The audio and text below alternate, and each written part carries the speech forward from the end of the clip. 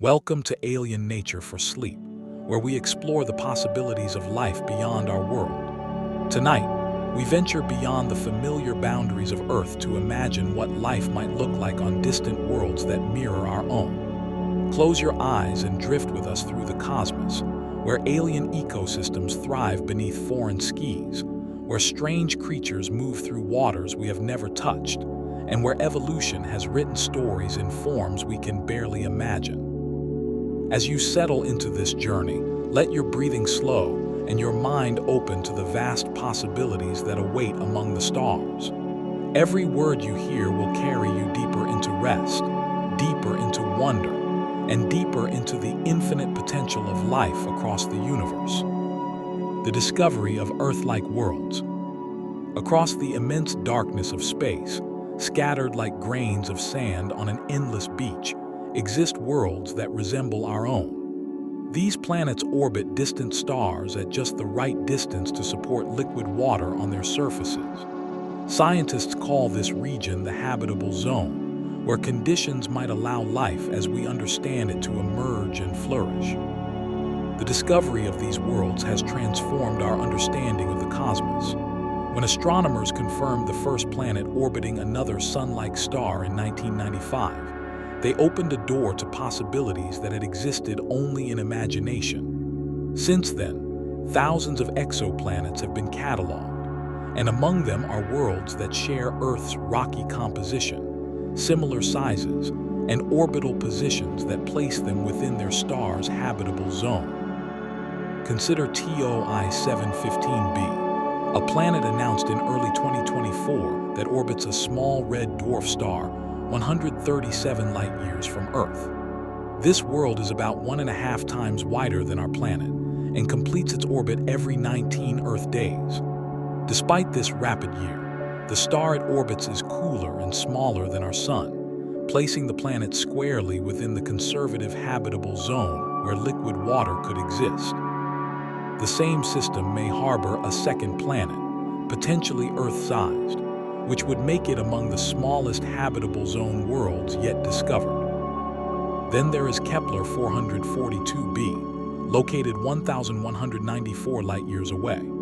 This planet is 33% larger than Earth and orbits its star every 112 days. Research published in the monthly notices of the Royal Astronomical Society suggests it receives enough light to sustain a large biosphere, implying that photosynthesis could potentially occur across vast landscapes if life exists there. The planet's size and orbital distance create conditions where thick atmospheres could develop, where weather systems might churn across continents, and where seasonal changes could drive the rhythms of life. The TRAPPIST-1 system, perhaps the most intriguing discovery of recent years, hosts 7 Earth-sized planets orbiting a cool red dwarf just 40 light-years away. 3 of these worlds lie within the habitable zone, their surfaces potentially holding liquid water oceans, rocky continents, or perhaps entirely different configurations we have yet to imagine. The planets orbit so closely to each other that from the surface of one, the others would appear larger in the sky than our moon appears from Earth. As of early 2026, astronomers have confirmed more than 6,000 exoplanets, with hundreds potentially capable of supporting life. These worlds orbit stars of different types: the bright, hot F-type stars that burn bluer and hotter than our Sun, the cooler K-type stars that could remain stable for 70 billion years, and the abundant M-type red dwarfs that make up about 70% of all stars in the Milky Way galaxy. Each type of star creates unique conditions for the planets within its habitable zone. F-type stars flood their planets with intense ultraviolet radiation and bright blue light. G-type stars like our Sun provide a balanced spectrum of visible light with moderate ultraviolet rays. K-type stars emit cooler light with more red and infrared radiation. And M-type red dwarfs bathe their planets in dim red light, requiring worlds to orbit extremely close to receive enough energy for life. The habitable zone itself varies depending on the star. Around our Sun, this zone extends from approximately 0.95 to 1.37 astronomical units, with Earth sitting comfortably at 1 astronomical units. Around cooler red dwarfs, the habitable zone shrinks dramatically, sometimes placing planets so close to their stars that they become tidally locked, with one side perpetually facing the star and the other locked in eternal darkness. Scientists measure a planet's Earth-likeness using the Earth Similarity Index, a metric developed by astronomers that considers radius, density, escape velocity, and surface temperature. A score of 1 would indicate a perfect Earth twin, though no discovered planet has yet achieved this. Kepler 438b, before being ruled uninhabitable due to stellar flares, scored 0.88 on this index. Gliese 667cc, just 22 light-years away, scores highly, but observations suggest it may suffer from intense stellar activity that strips away atmospheric gases. The search for these worlds relies on multiple detection methods. The transit method watches for tiny dips in a star's brightness as a planet passes in front of it, blocking a fraction of the light. This technique has discovered the majority of known exoplanets, but favors finding large planets close to their stars. The radial velocity method detects the subtle wobble a planet induces in its star's motion as gravity pulls the star slightly toward the orbiting world. Direct imaging, though challenging, can photograph planets by blocking the star's overwhelming light with specialized instruments called coronagraphs. Each detection adds another world to the catalog of possibilities. Each measurement of size, mass, and orbital period helps scientists determine which planets might host the right conditions for life. And with each discovery, the question becomes more pressing. What might life look like on these distant worlds? The answer depends on countless variables. The composition of the planet's atmosphere, the strength of its magnetic field, the presence of plate tectonics, the amount of water on its surface, the intensity of volcanic activity, and the history of asteroid impacts all shape the environment where life might emerge. Even the planet's tilt on its axis and the eccentricity of its orbit influence seasonal patterns and climate stability. But beyond these physical characteristics lies the deeper mystery of biology itself. If life arises on these worlds, will it follow paths similar to Earth's? Will evolutionary pressures produce familiar solutions to the challenges of survival? Or will alien life take forms so radically different that we might struggle to recognize it as life at all? To answer these questions, we must first understand the fundamental requirements for life as we know it. Liquid water serves as the universal solvent, allowing complex chemistry to occur. Carbon forms the backbone of organic molecules due to its ability to create 4 stable bonds with other atoms, building chains and rings that can grow to immense complexity. Energy, whether from sunlight or chemical reactions, drives the processes that maintain organization against the natural tendency toward disorder. With these basic ingredients in place, life on Earth has demonstrated remarkable adaptability. Organisms thrive in boiling hydrothermal vents, in frozen Antarctic lakes, in acidic mine drainage, and in the crushing pressures of the deep ocean. If life can survive such extremes here, what might it accomplish on worlds where those extremes are the norm rather than the exception? As we drift deeper into this exploration, imagine standing on the surface of an Earth-like exoplanet. The sky above glows with colors filtered through an alien atmosphere. The ground beneath your feet consists of rock eroded by wind and water over billions of years. And all around you, life in forms both familiar and strange moves through its daily rhythms, adapted perfectly to a world that is simultaneously Earth's twin and its complete opposite. Atmospheric possibilities. The atmosphere of an alien world wraps around it like an invisible ocean, its composition determining what colors paint the sky, what temperatures prevail across the surface, and what kinds of life might breathe beneath it. On Earth, Our atmosphere consists primarily of nitrogen and oxygen, with trace amounts of argon, carbon dioxide, and other gases. On exoplanets, based on what we understand about planetary formation and atmospheric chemistry, compositions could vary dramatically, creating environments that would appear alien to human eyes, yet perfectly natural to the life that evolved within them.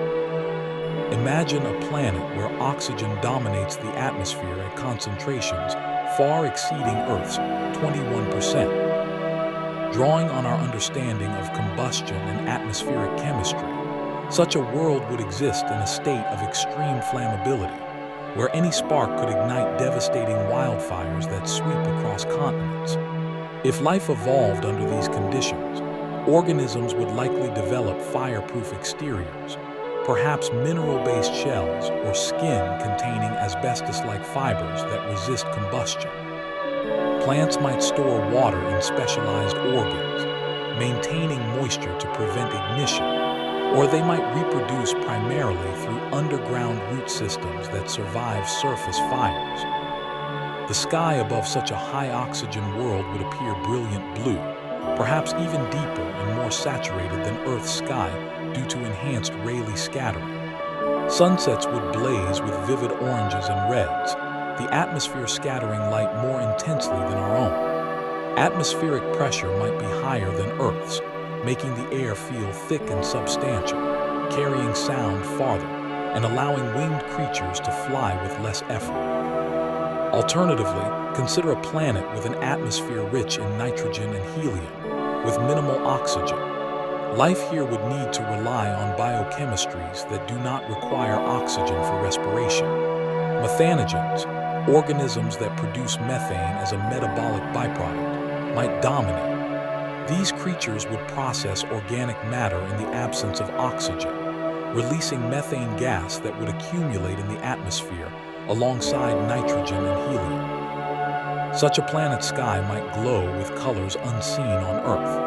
Helium's presence would affect how light scatters through the atmosphere, potentially creating skies that shift through unusual hues depending on the angle of sunlight. Near the horizon, the sky might take on shades of purple or deep indigo, while overhead it could appear nearly white or pale cyan. The atmospheric pressure on exoplanets could range from fractions of Earth's pressure to many times greater. On low-pressure worlds, organisms would need to conserve water carefully, as it would evaporate more readily.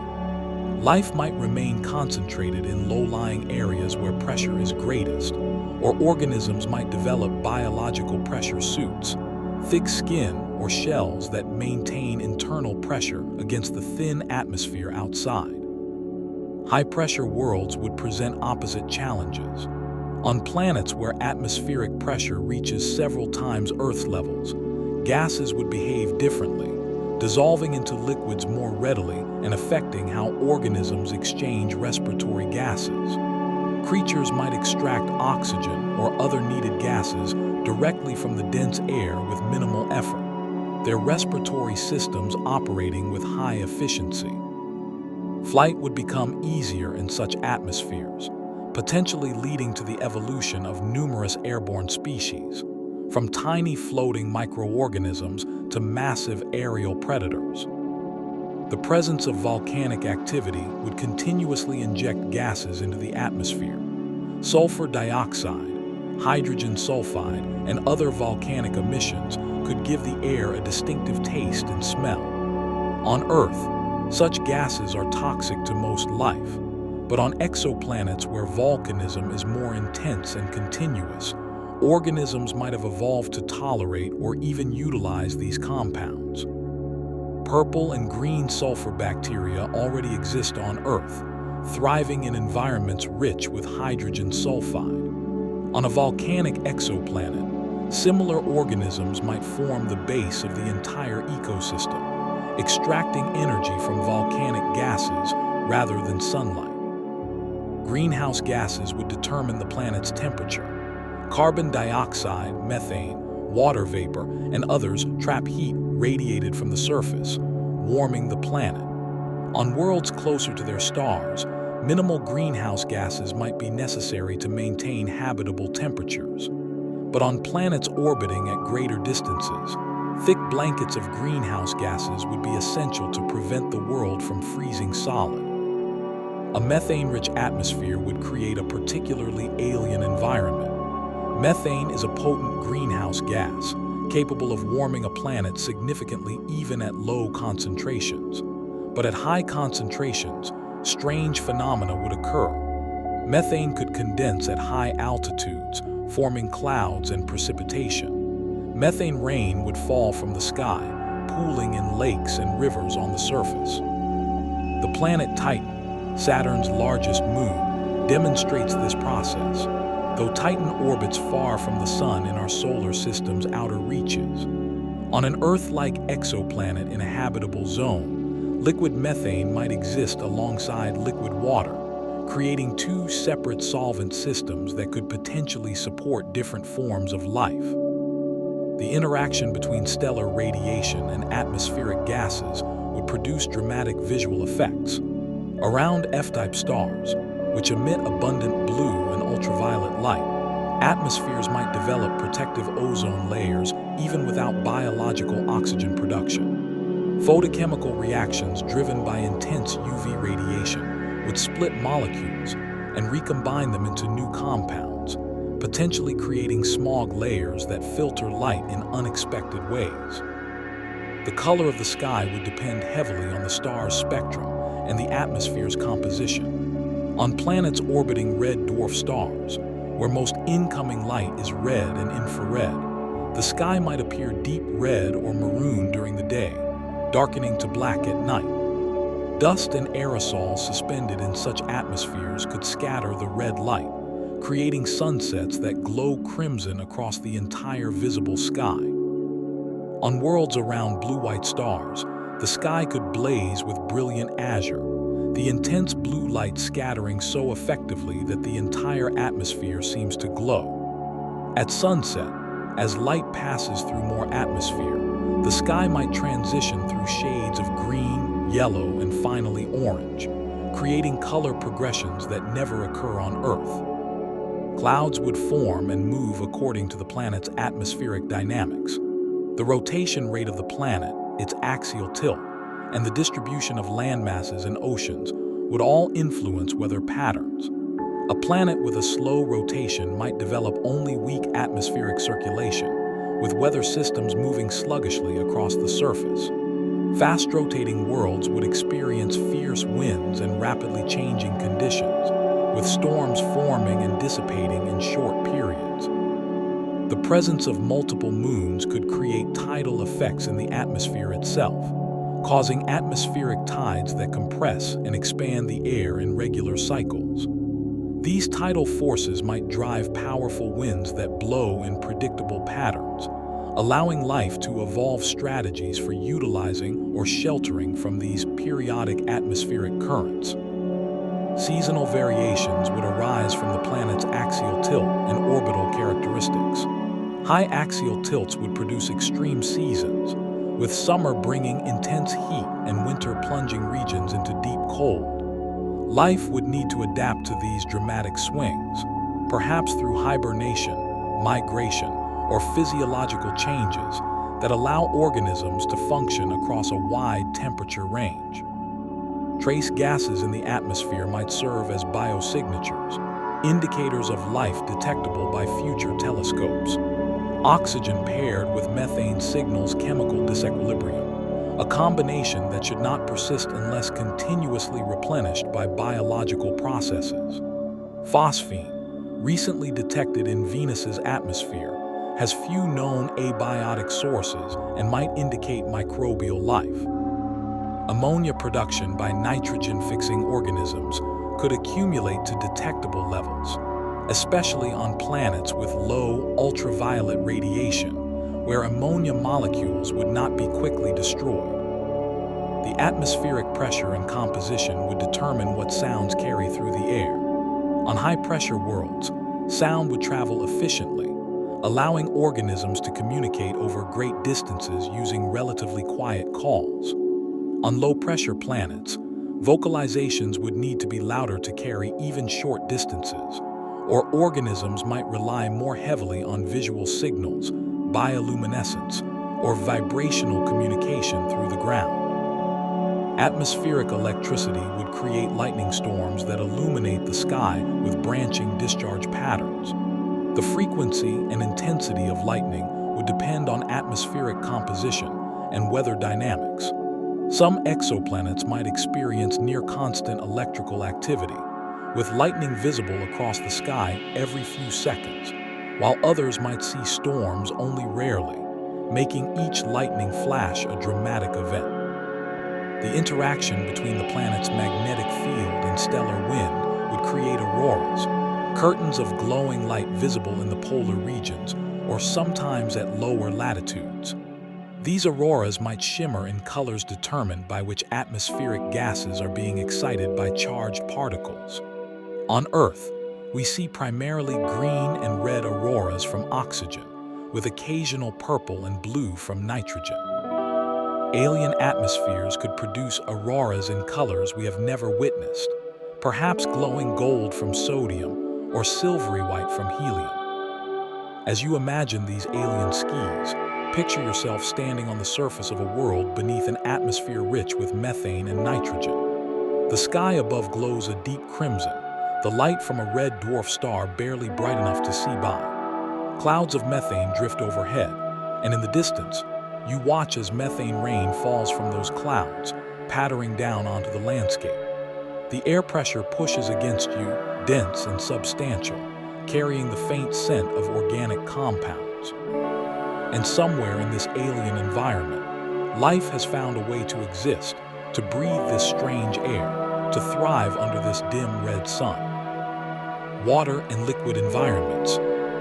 Water defines life as we know it. This simple molecule, two hydrogen atoms bonded to one oxygen atom, possesses properties that make it the ideal medium for biological chemistry.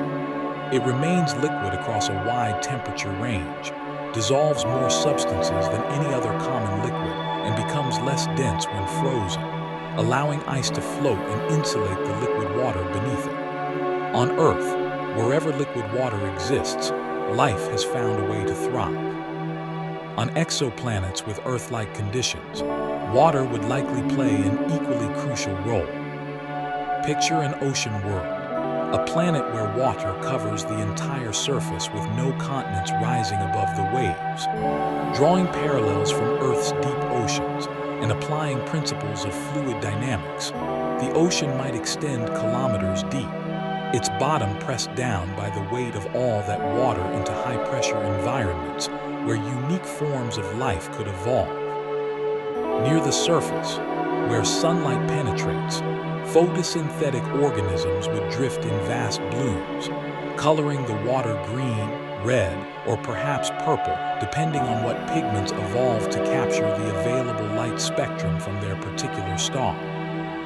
These surface waters would teem with life at all scales, if Earth's oceans offer any guide. Microscopic phytoplankton, the foundation of the oceanic food web, would multiply in the illuminated zone, each cell capturing photons and converting them into chemical energy. Some might contain chlorophyll-like compounds that reflect green light, while others might absorb different wavelengths, appearing blue, red, or even black as they try to capture every available photon. Larger organisms would feed on this abundant microscopic life. Jellyfish analogs might pulse through the water, their translucent bodies barely visible as they strain plankton from the sea.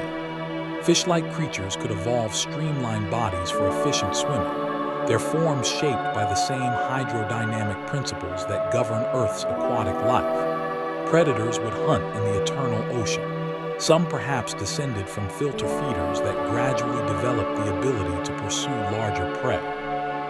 The ocean's depths would host a different realm entirely. Here, where sunlight never reaches, life would depend on alternative energy sources. Hydrothermal vents could puncture the seafloor, releasing superheated water rich with dissolved minerals and gases. Around these vents, chemosynthetic bacteria would thrive, extracting energy from hydrogen sulfide, methane, or metal ions dissolved in the vent fluids. These bacteria would form the base of a completely independent ecosystem, one that operates without any connection to the sunlit surface waters above. Strange creatures might gather around these vents. Giant tube worms, their bodies extending meters into the water, could host chemosynthetic bacteria in specialized organs, forming symbiotic relationships where the bacteria receive a safe environment and nutrients, while the worm receives energy and organic compounds. Blind crabs might scuttle across the vent edges, feeding on bacterial mats and detritus. And in the darkness beyond the vents, bizarre predators might hunt using senses completely foreign to us: electric fields, pressure waves, chemical traces. But water need not exist only as open ocean. Some exoplanets might have subsurface oceans, vast bodies of water hidden beneath shells of ice kilometers thick. Europa and Enceladus, moons in our own solar system, demonstrate that such environments can exist and even show signs of hydrothermal activity.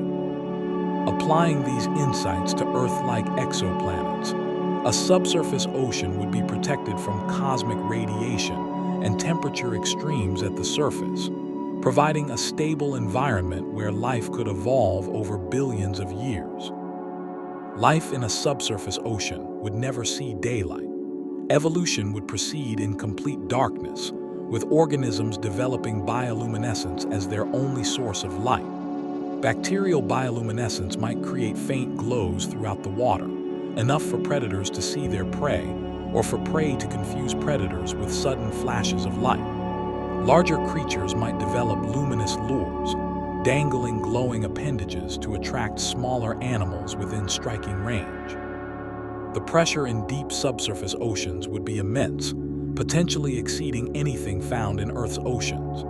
Organisms would need to maintain their internal chemistry under these extreme pressures, developing cell membranes and proteins that function normally despite being compressed by thousands of atmospheres.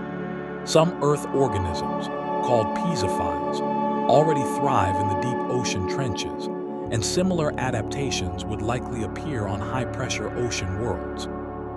Rivers and lakes would form on planets with substantial landmasses. Rainfall would collect in low-lying areas, flowing downhill in streams that merge into rivers carrying water from mountains to seas. These freshwater environments would host their own unique ecosystems, distinct from the saltwater oceans. Fish analogs might swim upstream to spawn, their life cycles tied to seasonal flooding patterns. Amphibian-like creatures could divide their time between water and land, their skin permeable to gases and requiring moisture to function.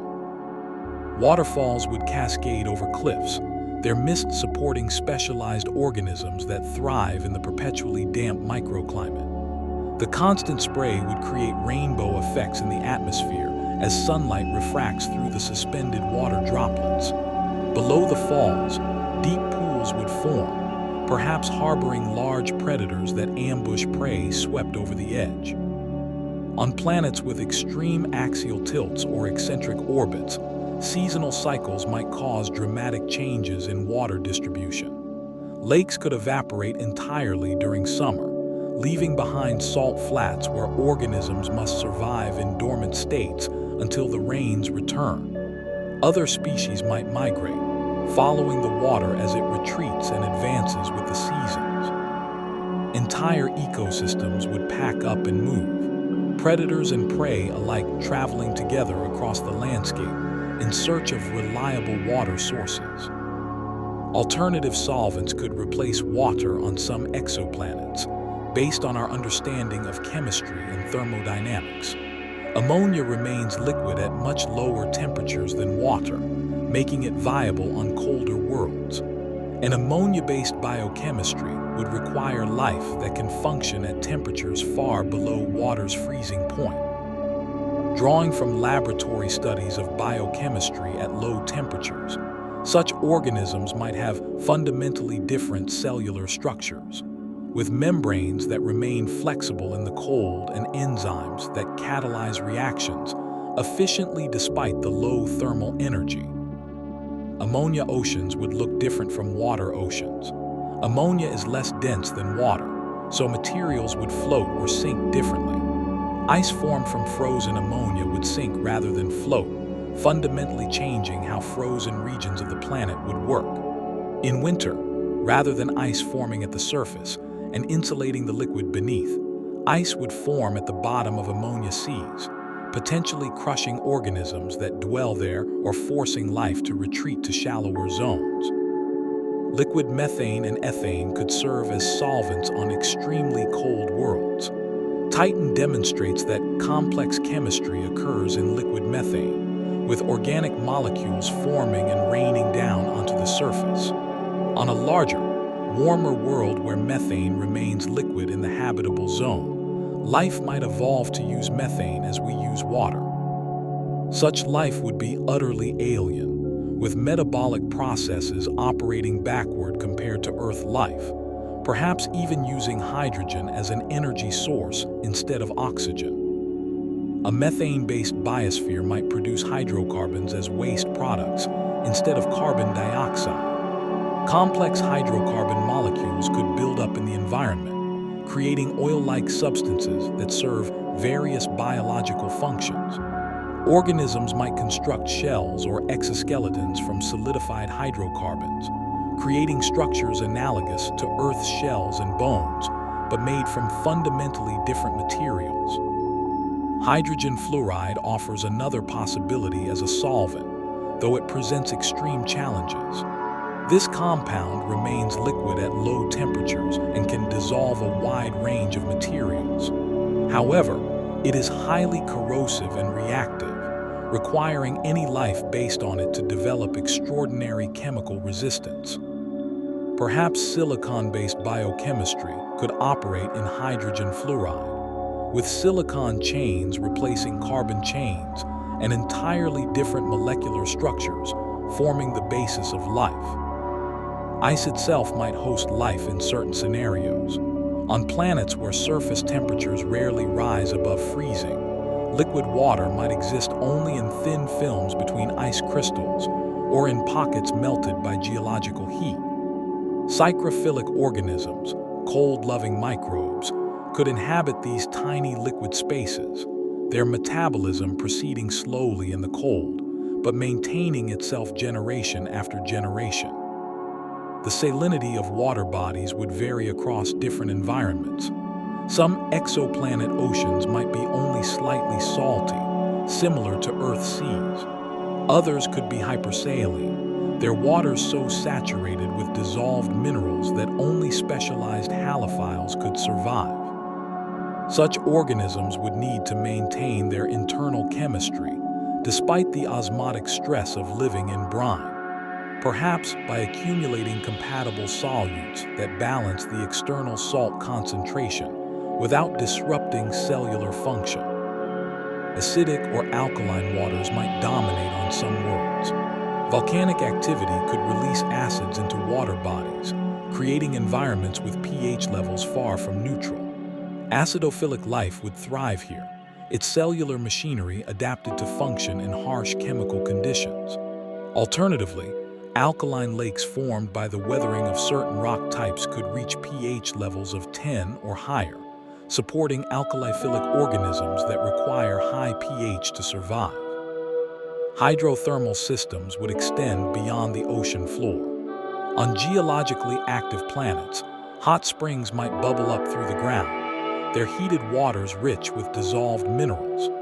These springs could create oases in otherwise harsh environments, concentration points where diverse communities of organisms gather to exploit the energy and nutrients flowing from the planet's interior.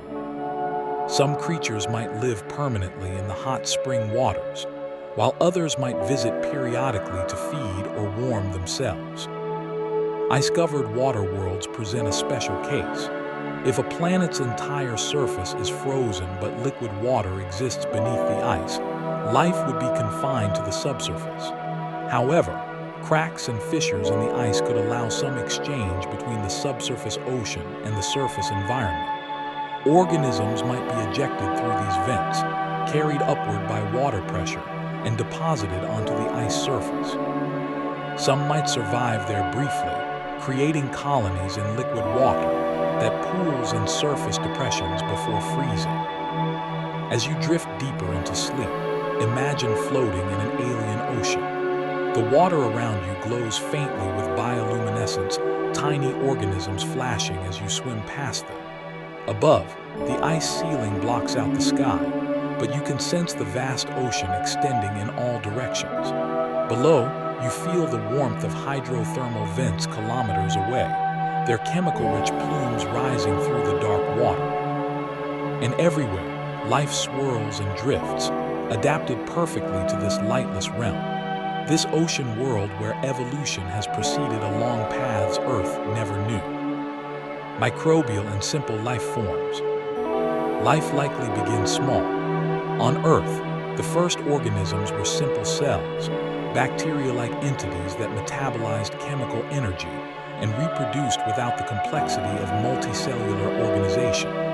On Earth-like exoplanets, life would probably follow a similar trajectory, starting with microorganisms that could exploit available energy sources and gradually diversifying into more complex forms over vast stretches of time. These alien microbes would face the same fundamental challenges as their Earth counterparts, extracting energy from the environment, maintaining their internal chemistry against external conditions, and reproducing to pass their genetic information to the next generation.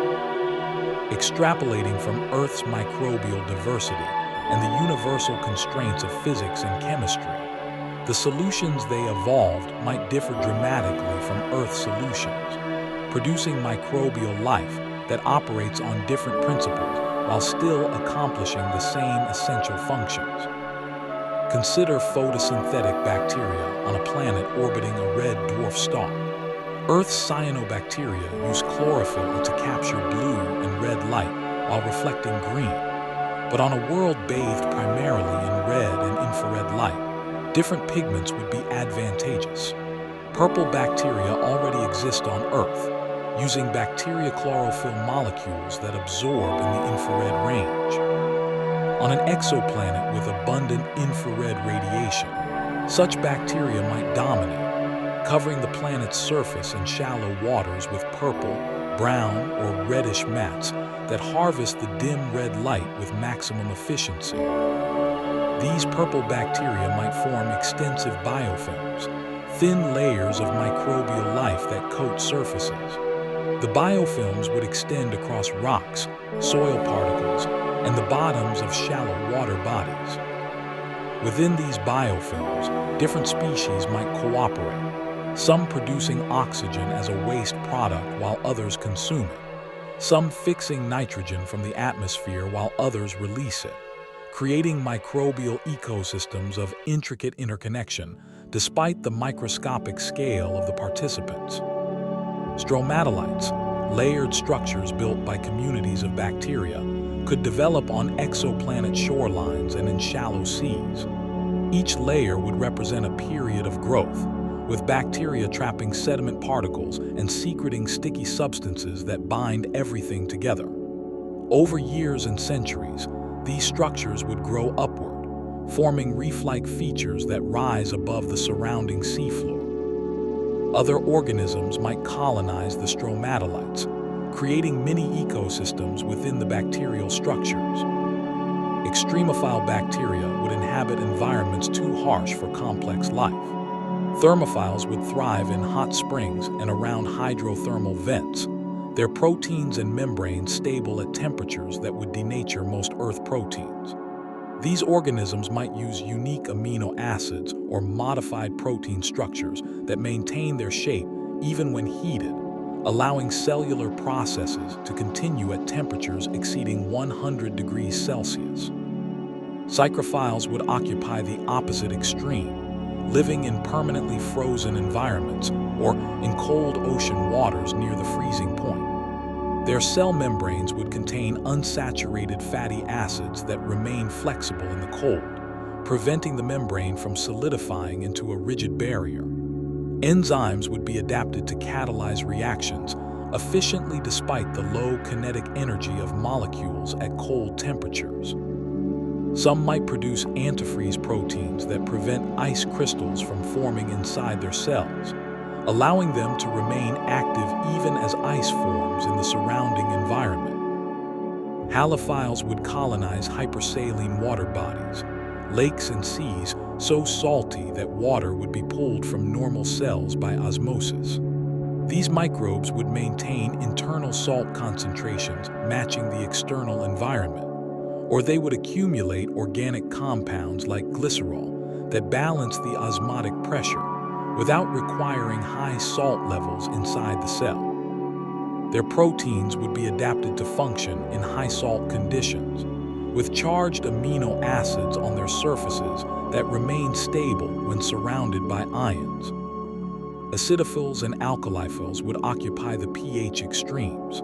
Some might live in acidic waters with pH below 2, comparable to battery acid, while others thrive in alkaline lakes with pH above 11. Their cell membranes would be impermeable to hydrogen or hydroxide ions, preventing the external pH from destroying the neutral environment inside the cell. Specialized protein pumps would actively expel any ions that leak through, maintaining the internal pH within a narrow range suitable for life. Chemosynthetic bacteria would base their metabolism on inorganic chemical reactions rather than sunlight. Hydrogen sulfide bacteria could oxidize sulfur compounds to extract energy, thriving in environments where volcanic gases provide abundant fuel. Methanogenic bacteria might reduce carbon dioxide to methane, releasing this gas as a metabolic waste product. Iron-oxidizing bacteria could convert ferrous iron to ferric iron, gaining energy from the electron transfer and depositing rust-colored iron oxide minerals around their colonies. These chemosynthetic microbes could form the base of entire ecosystems independent of sunlight. In deep caves, in subsurface oceans, or in shadowed valleys where light never penetrates. These bacteria would support food webs built entirely on chemical energy. Other microbes would feed on them. Larger protozoans would graze on both the bacteria and their microbial predators, and the entire community would recycle nutrients through death and decay without any input from the sun. Nitrogen-fixing bacteria would play a crucial role in making atmospheric nitrogen available to other organisms. Most living things cannot use nitrogen gas directly, requiring it to be converted into ammonia or nitrate first. Specialized bacteria with nitrogenase enzymes could perform this conversion, breaking the strong triple bond between nitrogen atoms and incorporating the nitrogen into biological molecules. These bacteria might form symbiotic relationships with plant-like organisms, living in root nodules or specialized organs, where they receive sugars in exchange for fixed nitrogen. Methane-producing archaea could dominate in anoxic environments. These organisms would generate methane as they break down organic matter, releasing the gas into the atmosphere where it would accumulate if not destroyed by photochemical reactions. On a young exoplanet with little oxygen in the atmosphere, methane could build to high concentrations, creating a potent greenhouse effect and warming the planet significantly. Oxygen-producing cyanobacteria analogs would transform atmospheric composition over geological time. Early in a planet's history, the atmosphere might contain little free oxygen, with most oxygen locked into rocks and water molecules. But once photosynthetic organisms evolved that split water molecules and released oxygen gas, concentrations would begin to rise. Initially, the oxygen would react with exposed iron and other reactive materials, preventing it from accumulating. But eventually, these sinks would become saturated, and oxygen would begin building up in the atmosphere. This great oxygenation event would constitute a planetary transformation. Organisms adapted to an oxygen-free world would face toxic conditions as oxygen levels rose. Many would go extinct, retreating to anoxic refugia where oxygen could not reach them. But other lineages would evolve to tolerate oxygen, and some would go further, developing aerobic respiration that uses oxygen to extract far more energy from food molecules than anaerobic processes can manage. Photosynthetic pigments would vary depending on the star's spectrum. Around cooler stars, pigments absorbing infrared and deep red light would be most useful. Around hotter stars, pigments capturing blue and ultraviolet light might evolve, though organisms would also need protection against the harmful effects of high-energy photons. Some bacteria might use multiple pigment systems, each optimized for different light wavelengths, allowing them to harvest a broad spectrum of available energy. Bioluminescent bacteria could illuminate dark environments.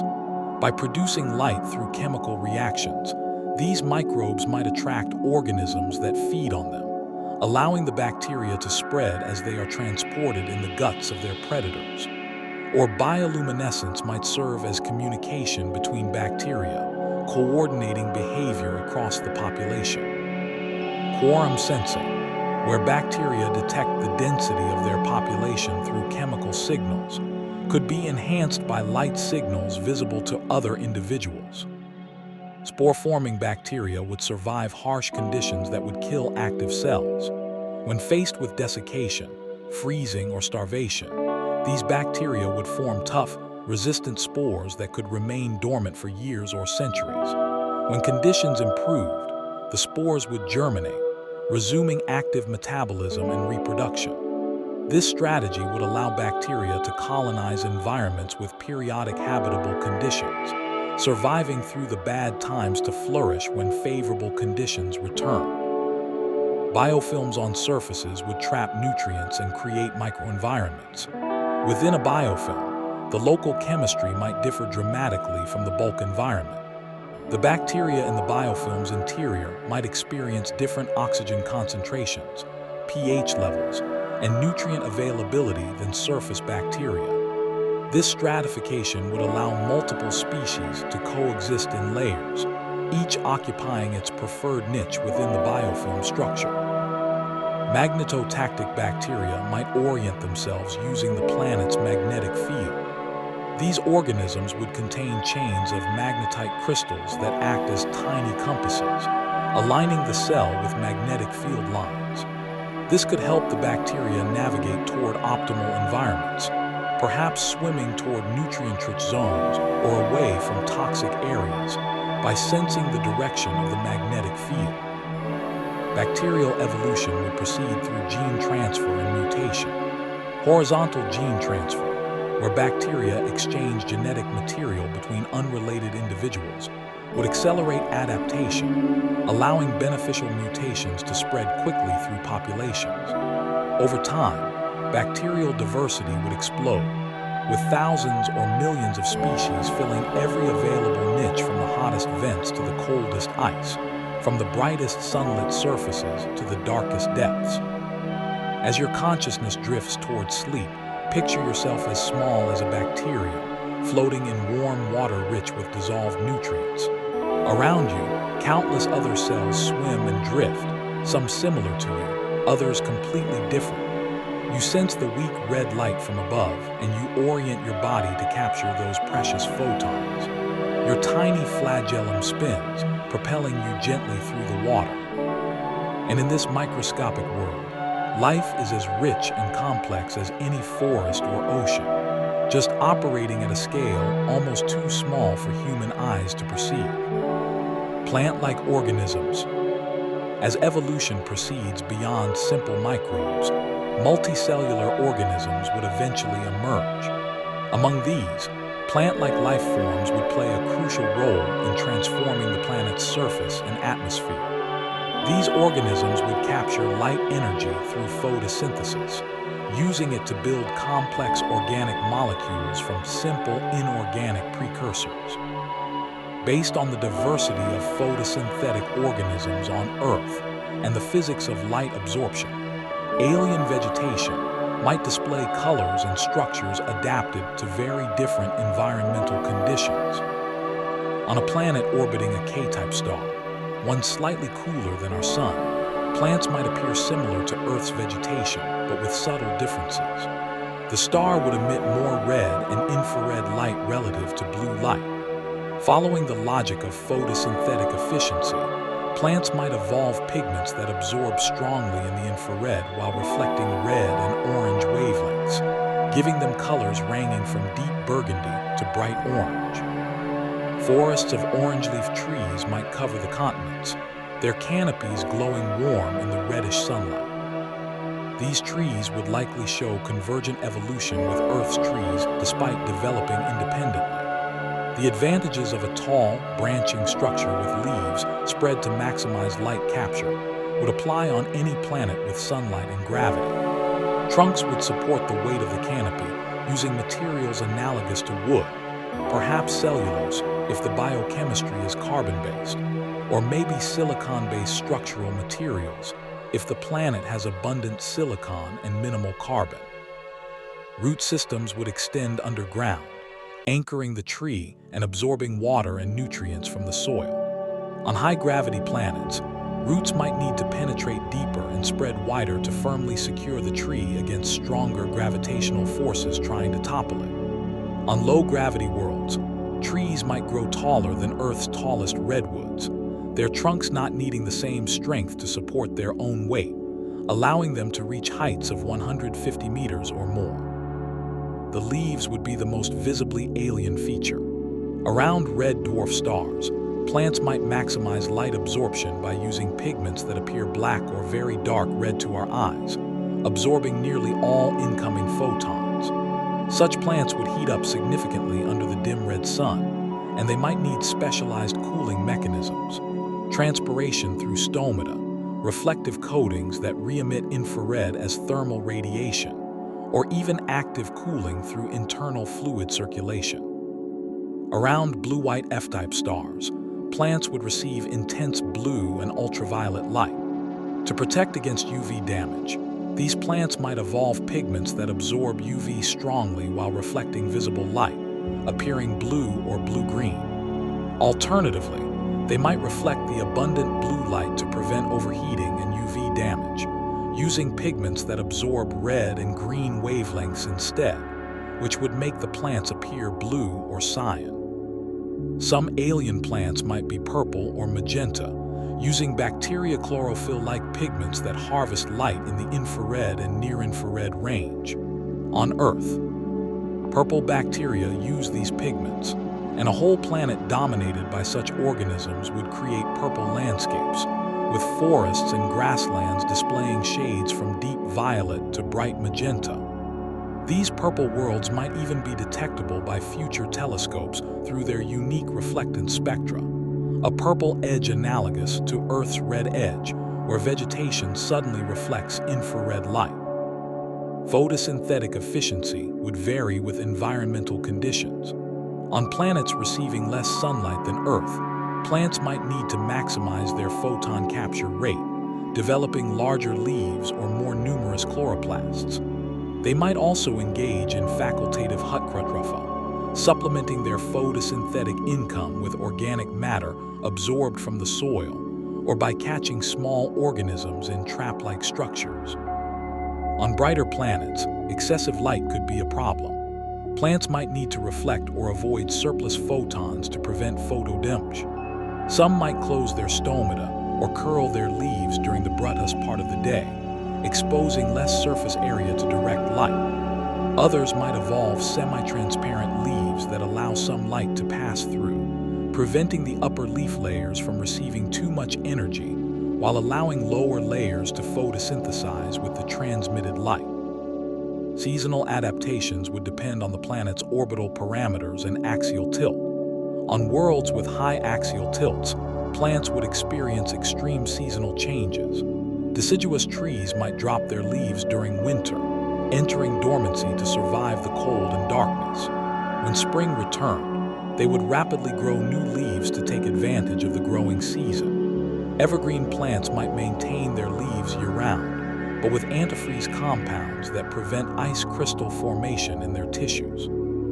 On planets with minimal axial tilt, seasons would be less pronounced or absent entirely.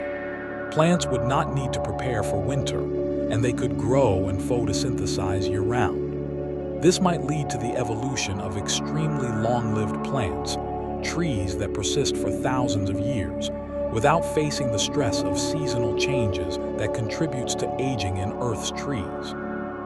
Water conservation strategies would be crucial in arid environments.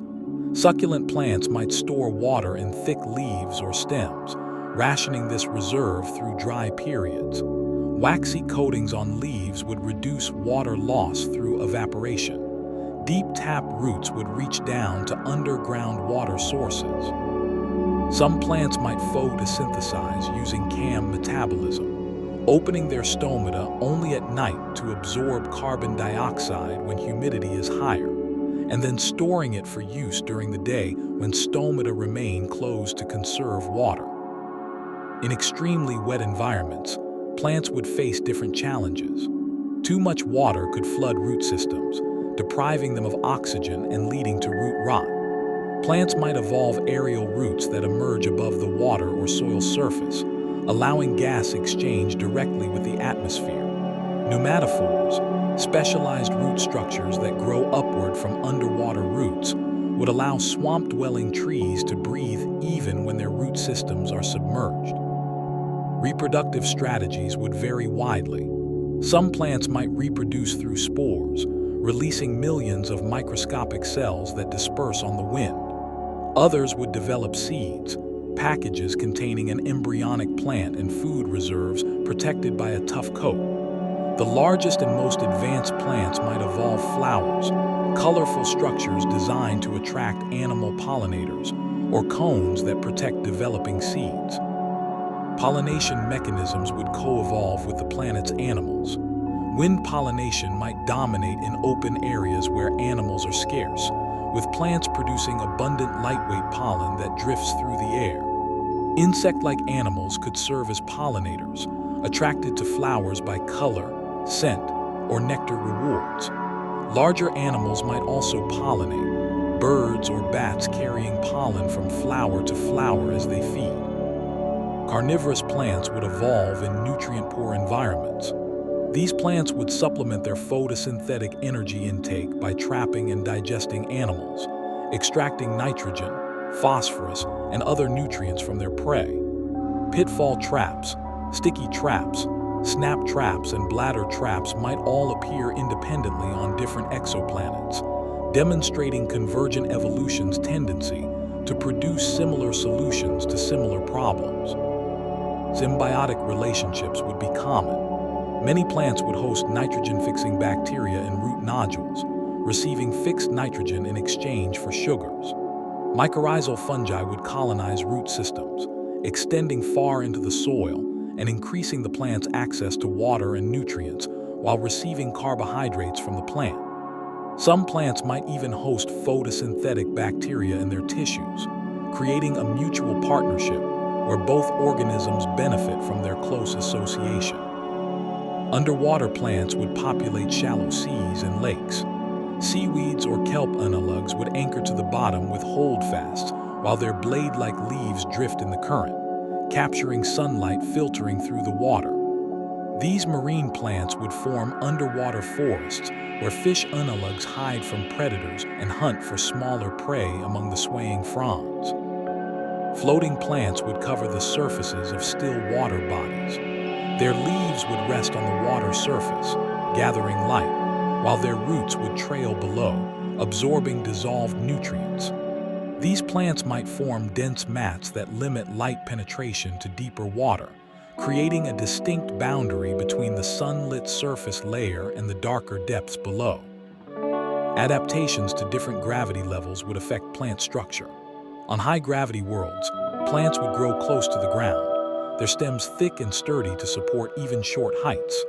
Leaves might be smaller and more compact, reducing the leverage exerted by gravity.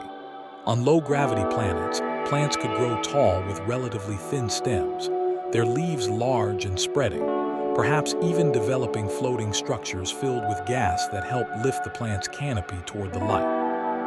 The evolution of trees would transform the planet's carbon cycle. By removing carbon dioxide from the atmosphere and locking it into wood, trees would gradually reduce greenhouse gas concentrations, cooling the planet over geological time unless this effect was balanced by volcanic outgassing. The first forests would trigger dramatic climate changes, much as they did on early Earth, altering weather patterns and creating new ecological niches for other organisms to exploit.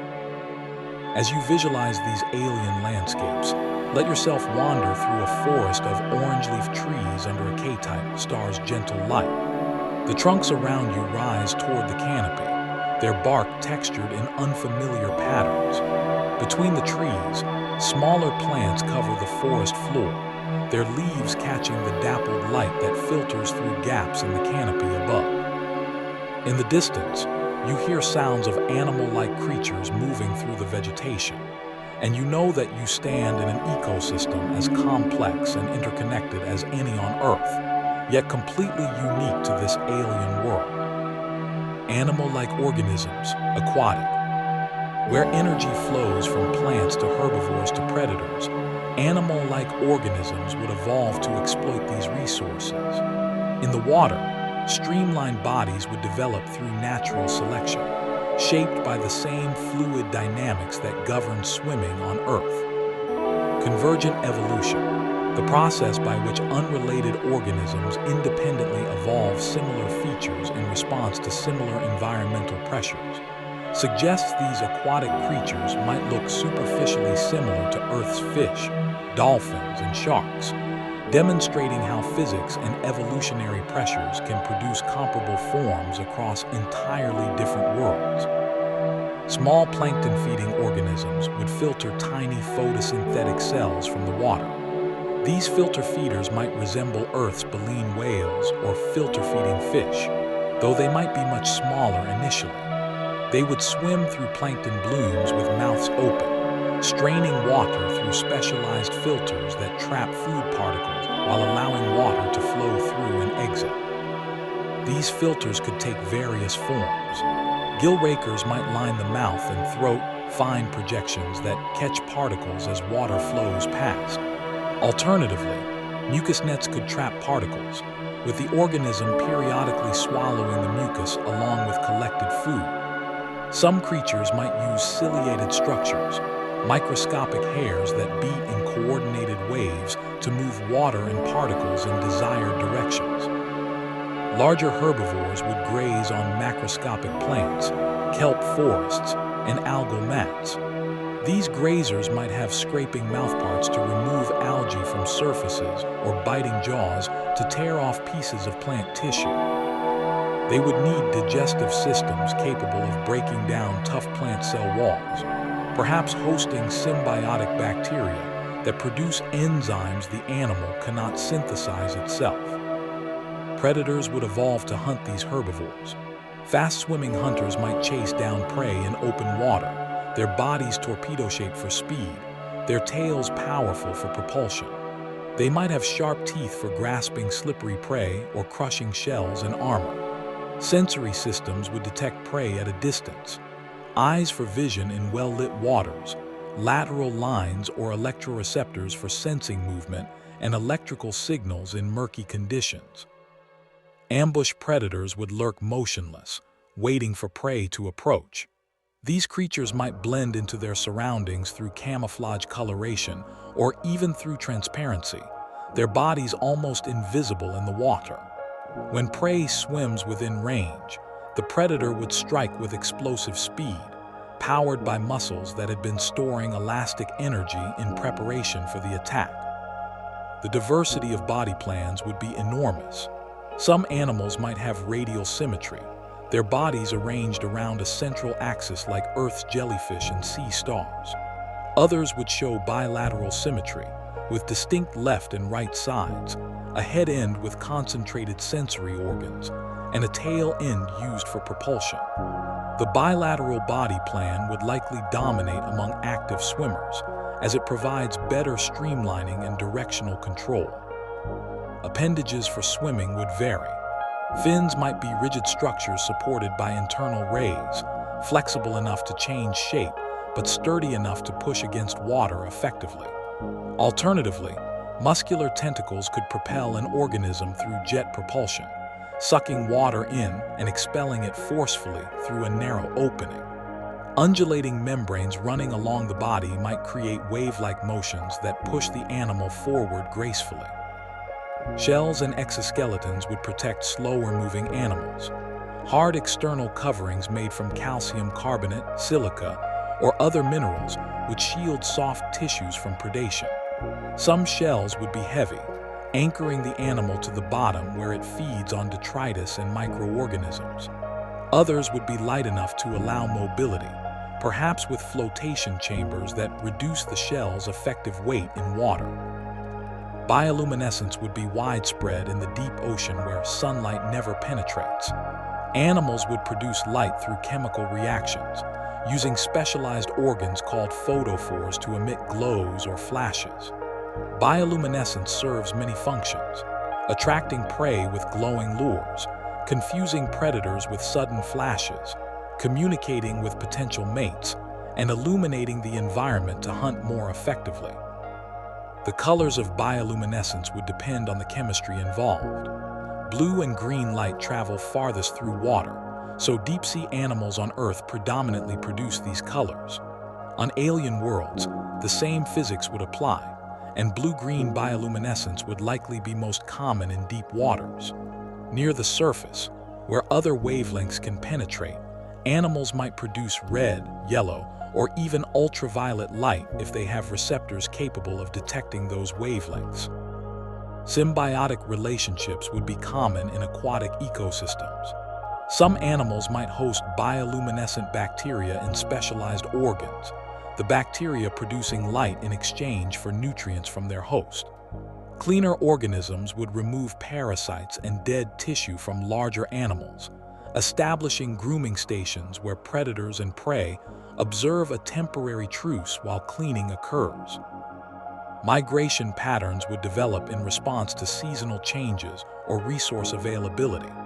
Some species might travel thousands of kilometers between feeding grounds and breeding grounds, navigating using the planet's magnetic field, chemical trails in the water, or memory of landmarks on the ocean floor. These migrations would concentrate enormous numbers of animals in specific locations at specific times, creating feeding frenzies where predators gather to exploit the abundance. Schooling behavior would evolve as a defense against predation. By swimming in coordinated groups, individuals would reduce their risk of being singled out by predators. The school would move as one, thousands of individuals changing direction simultaneously in response to threats.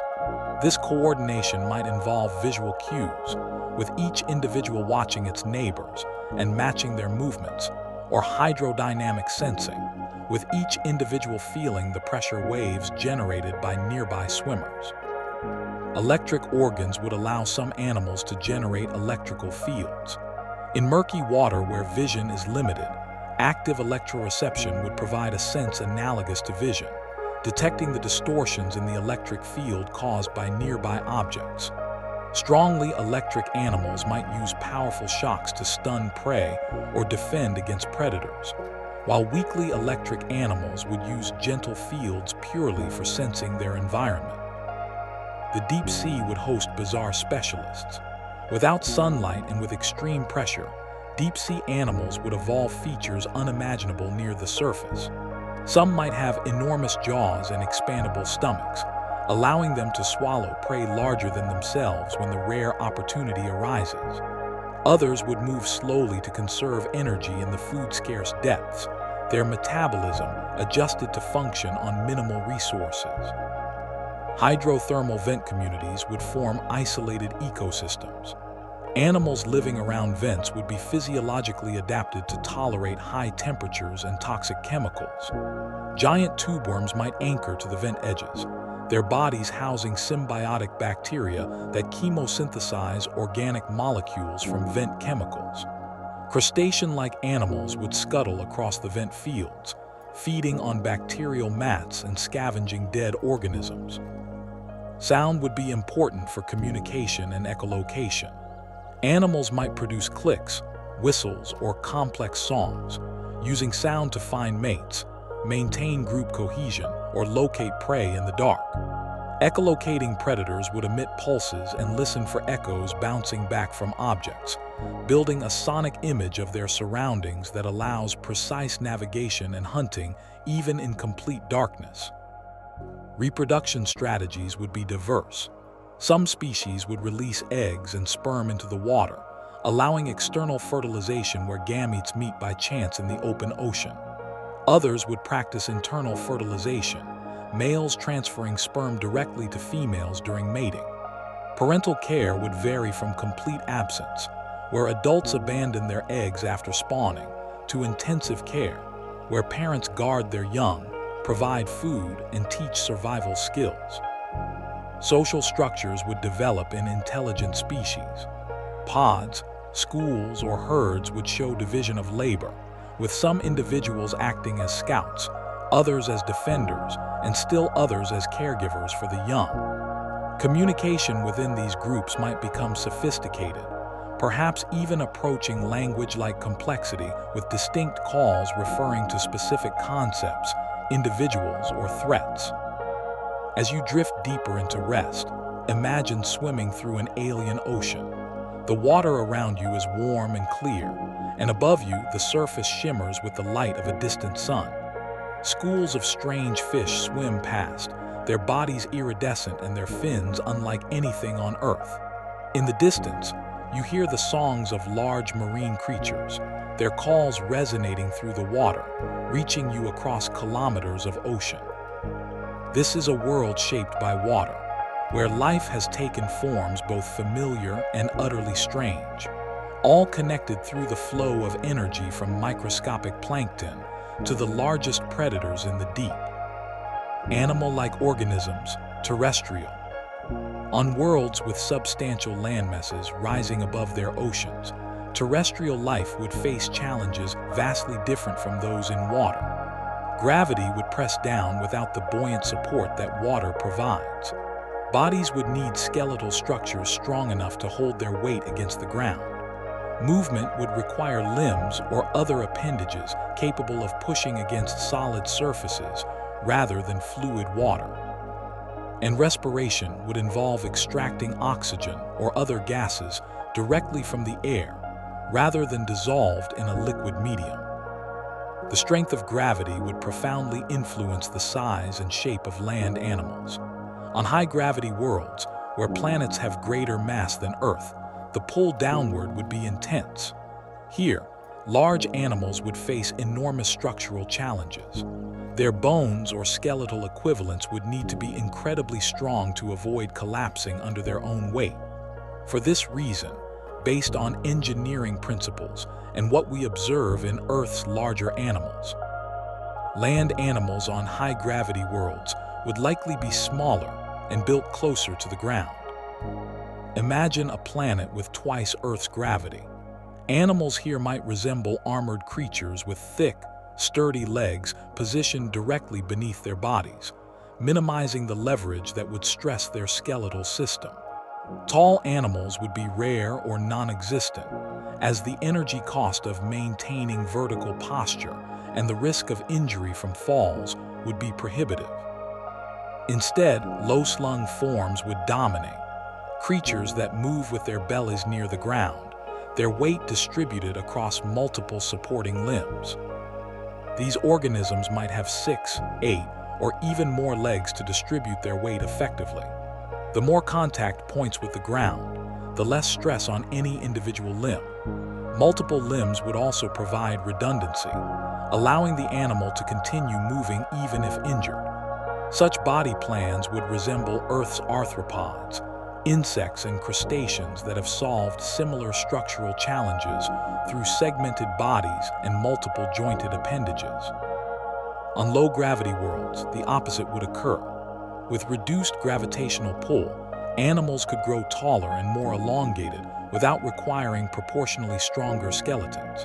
A planet with half Earth's gravity might host towering creatures that rise meters into the air on spindly legs, their heads reaching high to browse on tall vegetation or scan for distant threats.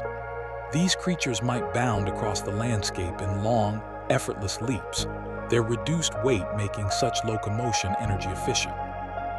Flight would be easier on low-gravity planets. The threshold size for powered flight would increase dramatically, allowing much larger animals to take to the air. Creatures the size of horses might develop wings and become airborne, their lighter effective weight requiring less lift force. The atmosphere on such worlds might also be thinner, further reducing air resistance and making large flying animals practical. The composition and density of bones would vary with gravity. On high-gravity worlds, bones might be denser, packed with more mineral content to resist compression. Alternatively, animals might develop entirely different skeletal systems. Silicon-based structures could provide greater strength than calcium-based bones. Composite materials, layers of different substances bonded together, might offer the optimal combination of strength and flexibility. Locomotion strategies would diversify to match environmental conditions. In forests or jungles with dense vegetation, climbing abilities would be crucial. Animals might develop grasping appendages, claws that can hook into bark, adhesive pads that cling to surfaces, or prehensile tails that wrap around branches for support. Arboreal life would be particularly favorable on low-gravity worlds, where falls are less dangerous and leaping between trees requires less force. In open plains or desert environments, speed might be the key to survival. Cursorial adaptations, features that enhance running ability, would appear. Long limbs would increase stride length, allowing animals to cover more ground with each step. Reduced digits, perhaps evolving down to a single hoof-like structure per limb, would minimize the weight that must be accelerated with each movement. Streamlined bodies would reduce air resistance during high-speed pursuit or escape. Burrowing animals would excavate underground networks for shelter and hunting. Their front limbs might be broad and powerful, adapted for digging through soil or loose rock. Sensory organs on the head would guide them through darkness, perhaps using vibrations, electroreception, or chemical gradients to detect prey and obstacles. Some burrowers might be nearly blind, their eyes reduced to simple light sensors or lost entirely, as vision offers little advantage in the perpetual darkness below ground. Protective armor would evolve in response to predation pressure. Thick skin, hardened scales, or bony plates would shield vulnerable tissues from attack. Some animals might develop complete shells into which they could withdraw when threatened, their bodies disappearing within an impenetrable fortress. Others might have partial armor covering vital organs while leaving limbs free for rapid movement. Camouflage would be widespread. Color-changing skin cells, similar to those in Earth's chameleons and cephalopods, would allow animals to match their backgrounds and avoid detection. Patterns that break up the body's outline would confuse predators trying to recognize prey shapes. Specialized coloration that mimics poisonous or dangerous species would deter attacks through deception. Active defense mechanisms would appear in many forms. Venomous stingers or fangs would inject toxins into attackers. Spraying noxious chemicals from specialized glands would repel predators from a distance. Autotomy, the ability to detach body parts that can regenerate later, would allow animals to escape while leaving behind a distraction for their pursuer. Herbivores would develop specialized digestive systems to process plant matter. Fermentation chambers hosting symbiotic microorganisms would break down tough cellulose and extract nutrients. Multiple stomachs or complex gut structures would provide more time and surface area for digestion. Some herbivores might practice coprophagy, consuming their own feces to extract nutrients missed during the first passage through the digestive system. Carnivores would evolve hunting strategies matched to their prey. Pack hunters might coordinate attacks, communicating through vocalizations, body language, or even pheromone trails. Solo ambush predators would rely on stealth and explosive bursts of speed to catch prey unaware. Pursuit predators would have endurance, capable of following prey over long distances until exhaustion made the victim vulnerable. Omnivores would possess generalist adaptations, allowing them to exploit both plant and animal food sources. Their teeth or feeding structures would show intermediate forms, suitable for grinding vegetation and tearing flesh. Behavioral flexibility would allow them to shift diet with seasonal availability, consuming fruits during abundance and hunting during scarcity. Thermoregulation would be critical for maintaining stable body temperatures. Endothermy, the ability to generate internal heat through metabolism, would allow animals to remain active in cold environments or during cool nights. Insulating layers of fur, feathers, or fat would reduce heat loss. Countercurrent heat exchange systems in limbs would minimize energy waste by warming cold blood returning from extremities before it reaches the core. Ectothermy, relying on environmental heat sources, would be more energy efficient but would limit activity periods. Basking behavior, positioning the body to absorb maximum solar radiation, would warm ectothermic animals in morning hours. Seeking shade or burrowing underground would prevent overheating during peak temperatures. Some animals might show temporal heterothermy, raising body temperature during active periods and allowing it to drop during rest. Communication systems would become sophisticated. Vocal calls would carry information about individual identity, emotional state, and danger warnings across distances. Visual displays using colorful body parts, inflatable structures, or dramatic postures would communicate during courtship or territorial disputes. Chemical signals, pheromones released into the environment, would provide persistent messages that remain after the sender has left. Social structures would emerge in species where cooperation provides advantages. Hierarchies would minimize conflict over resources through established dominance relationships. Division of labor would allow specialization, with some individuals foraging while others defend territory or care for young. Eusocial systems, like those in Earth's ants and bees, might appear where reproductive division allows some individuals to focus entirely on reproduction, while others remain sterile but support the colony.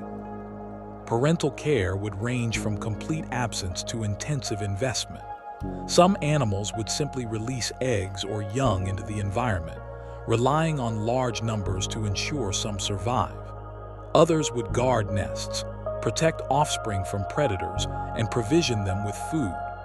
The most devoted parents might teach survival skills, passing cultural knowledge from one generation to the next. Intelligence would evolve in response to complex environmental and social challenges. Problem-solving abilities would improve foraging efficiency and predator avoidance. Social intelligence would allow individuals to navigate group dynamics, form alliances, and anticipate others' behavior.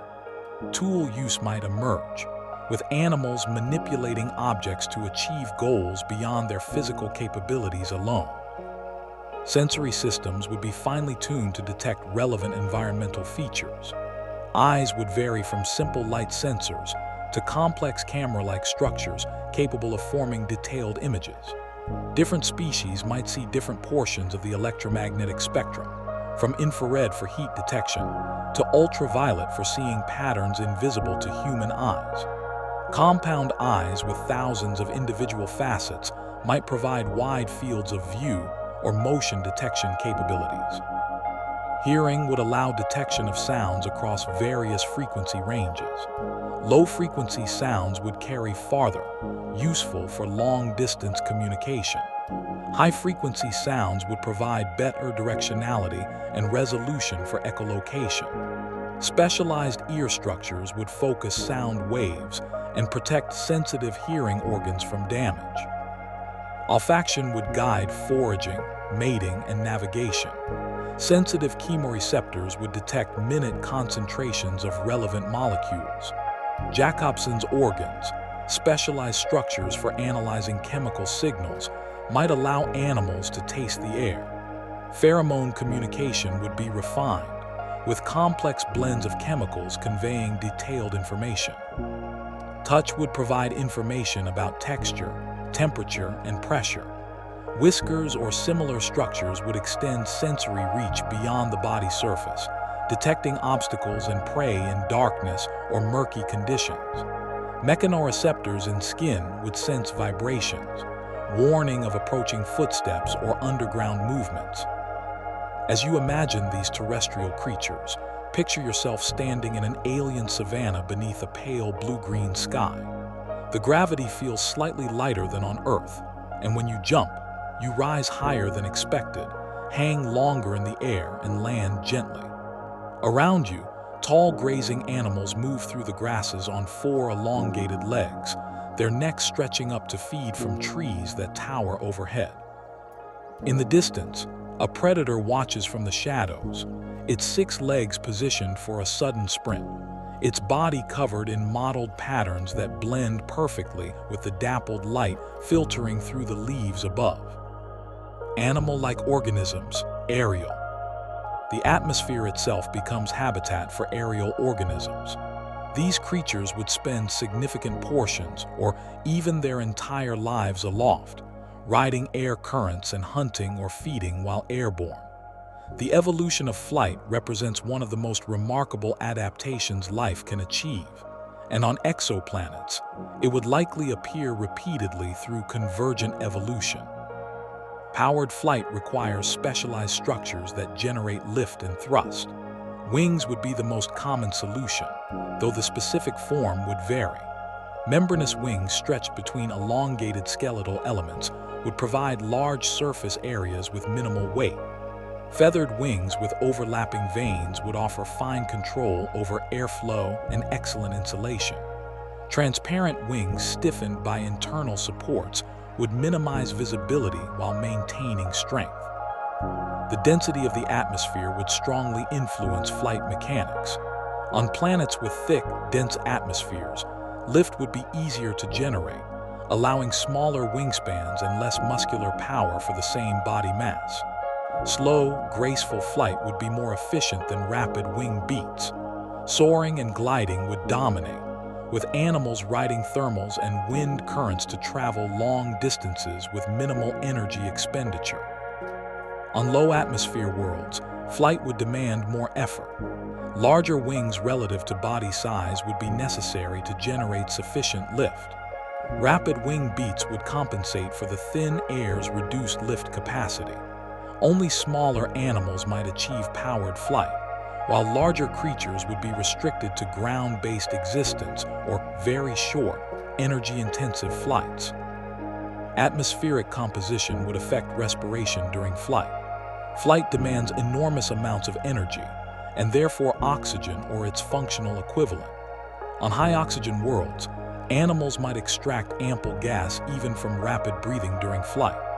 On low-oxygen atmospheres, specialized respiratory systems with extremely efficient gas exchange would be required, perhaps with air sacs that maintain continuous airflow through lungs even between breaths. Different flying strategies would suit different lifestyles. Hovering specialists would have wings capable of rotating through a wide range of angles, allowing them to generate lift on both upstrokes and downstrokes. These animals would feed on stationary resources like flowers, maintaining precise position while extracting nectar or catching small prey. Their wings would beat extremely rapidly, creating the continuous lift needed to counteract gravity. Rapid flyers would have pointed wings swept back to reduce drag at high speeds. Their wing muscles would be tremendously powerful, contracting many times per second to propel them through the air. These speed specialists might be predators that strike aerial prey in mid-flight or escape artists that rely on velocity to evade pursuit. Their streamlined bodies would minimize air resistance. Soaring birds would have long, narrow wings optimized for gliding efficiency. By riding rising air currents, thermals that form when the sun heats the ground unevenly, These animals would gain altitude without expending energy. They would glide from thermal to thermal, covering vast distances with minimal wing flapping. Such creatures might travel continuously, remaining aloft for days or weeks as they search for food or migrate between regions. Aerial filter feeders would strain tiny organisms from the air itself. Wide mouths would engulf air as they flew, filtering out pollen, spores, or microscopic organisms with specialized structures analogous to baleen. These animals might resemble flying whales, their large bodies supported by enormous wings that beat slowly through the dense atmosphere of a high-pressure world. Aerial predators would hunt other flying creatures or snatch prey from the ground. Keen eyesight would spot targets from great distances. Rapid acceleration would close distance before prey could escape. Talons or other grasping structures would secure victims, while specialized beaks or mouthparts would kill and process food. Some might hunt cooperatively, groups working together to drive prey into ambushes or tire them through prolonged pursuit. Aerial herbivores might feed on tree canopies, landing briefly to bite leaves or fruit before launching back into the air. Their flight paths would take them from tree to tree across a forest, rarely descending to the dangerous ground where terrestrial predators lurk. Such animals would need precise flight control to navigate through branches and land safely on swaying perches. Migration would allow aerial animals to exploit seasonal resources. Long-distance flights would carry them between breeding grounds and feeding areas, sometimes crossing entire continents or oceans. Navigation abilities would use multiple cues: stellar positions, magnetic fields, polarized light patterns, and mental maps learned from previous journeys. Migratory flocks might contain thousands of individuals, their coordinated movement reducing energy costs for all members except those at the front. Bioluminescence would serve various functions for nocturnal flyers. Glowing patterns would attract mates, the intensity and rhythm of flashes conveying information about fitness and readiness to reproduce. False eye spots or warning colors would startle predators.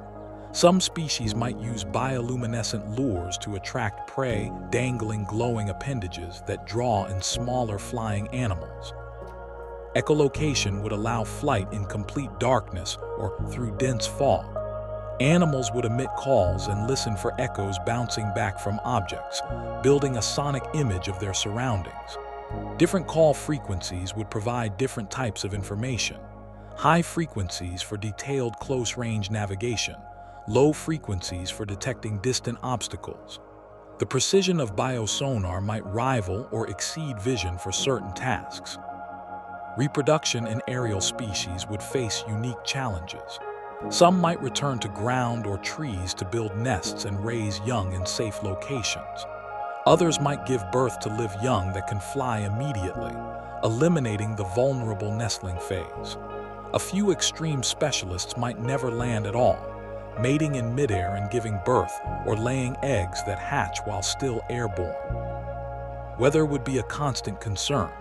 Strong winds could blow flying animals off course or exhaust them through constant struggle. Storms with turbulent air and lightning would be deadly. Seasonal patterns would influence where aerial animals could safely travel and when. Some might follow fair weather systems, migrating ahead of storms, while others would seek shelter and wait out dangerous conditions. Size limits would constrain aerial organisms. On Earth, the largest flying animals that ever existed, pterosaurs like Quetzalcoatlus, had wingspans approaching 11 meters. Similar constraints would apply on exoplanets, though adjusted for gravity and atmosphere. On high-gravity worlds, flying animals would be smaller. On low-gravity planets with thick atmospheres, truly massive flyers might evolve, perhaps with wingspans of 20 meters or more. Social flight behaviors would emerge in some species. Flocks would form for protection, many eyes watching for danger while individuals focus on other tasks. Aerodynamic benefits would accrue to birds flying in V formations, each taking advantage of the updraft created by the wingtips of the bird ahead. Communication during flight would coordinate group movement, with calls signaling changes in direction or warnings of threats. Aerial displays would be spectacular. Courtship flights would demonstrate fitness through aerial acrobatics, loops, dives, and precision formations. Territorial displays would involve mock combat, two animals grappling briefly in midair before separating. Mating would sometimes occur during flight, pairs coupling while still airborne in a behavior requiring remarkable coordination. Nesting sites would be carefully chosen. Cliffs and tall structures would provide protection from ground predators while offering convenient launch points for flight. Colonies might form where safe nesting sites are limited, with thousands of pairs packed into small areas. The social structure of these colonies would be complex, with individual territories defended but cooperation required for warning systems and collective defense against predators. Young would need to develop flight quickly or be protected until they could. Altricial young, born helpless, would remain in nests while parents brought food. Precocial young, born more developed, would be capable of limited flight shortly after birth or hatching. The strategy would depend on predation pressure and resource availability, with different species finding different balances between developmental time and independence. As your mind drifts through scenes of alien skis, imagine looking up to see hundreds of flying creatures filling the air above you. Some are tiny, hovering like hummingbirds around flowering plants. Others are enormous, soaring on wings that cast shadows across the landscape below. They call to each other in sounds you have never heard, navigate through air you cannot see, and fill the three-dimensional space of the atmosphere with life as rich and varied as any ocean or forest. Ecosystems and interactions. Individual organisms do not exist in isolation. They are embedded within complex networks of relationships, where every species affects and is affected by others. These interconnections form ecosystems, communities of organisms interacting with each other and with the physical environment. On exoplanets with Earth-like conditions, ecosystems would develop similar structures and dynamics to those on Earth, though populated by entirely different species. Energy flow would structure every ecosystem. The ultimate source would typically be the planet's star, though on some worlds, geochemical energy from volcanic or tectonic activity might be equally important. Primary producers, organisms capable of capturing energy and converting it into biological molecules, would form the foundation. On illuminated surfaces, photosynthetic organisms would dominate. In darkness, chemosynthetic organisms would fill this role. Herbivores would represent the primary consumers, organisms that feed directly on primary producers. These animals would need adaptations for consuming and digesting plant matter, which often contains defensive compounds or tough structural materials. Large herbivores would process enormous quantities of vegetation, extracting nutrients from low-quality food through long gut residence times and symbiotic microorganisms. Smaller herbivores might be more selective, choosing tender shoots, seeds, or fruits with higher nutritional content. Carnivores would be secondary consumers, feeding on herbivores. Some would specialize in particular prey species, their hunting strategies finely tuned to exploit specific vulnerabilities. Others would be generalists, opportunistically attacking whatever prey they encounter. Carnivores would generally be less abundant than herbivores, as each trophic level typically contains only about 10% of the energy present in the level below it. Omnivores would occupy multiple trophic levels simultaneously. By eating both plants and animals, they would have flexible diets that buffer them against seasonal changes or local shortages. This flexibility might allow omnivores to colonize a wider range of habitats than strict specialists could manage. However, their generalist adaptations might make them less efficient at any single task than a specialized competitor. Decomposers would recycle nutrients from dead organisms back into the environment. Bacteria, Fungi and specialized invertebrates would break down corpses, fallen leaves, and waste products.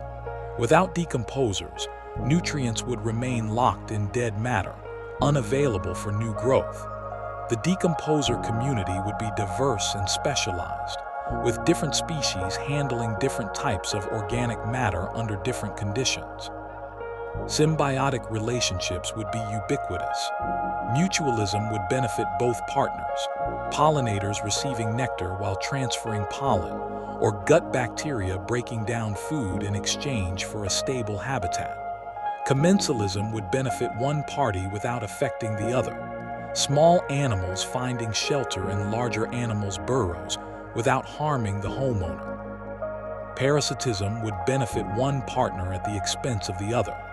Parasites extracting nutrients from hosts while providing nothing beneficial in return. Competition would occur when organisms require the same limited resources.